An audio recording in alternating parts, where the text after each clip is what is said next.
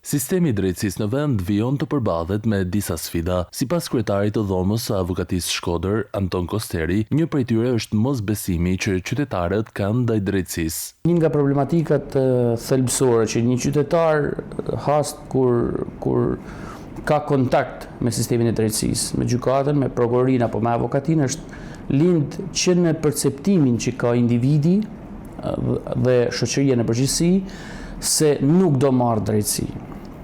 Ky është një problem që ne hasim për ditë. Një nga problemet më të mëdha që hasim ne si avokat është mungesa e besimit që ka individi.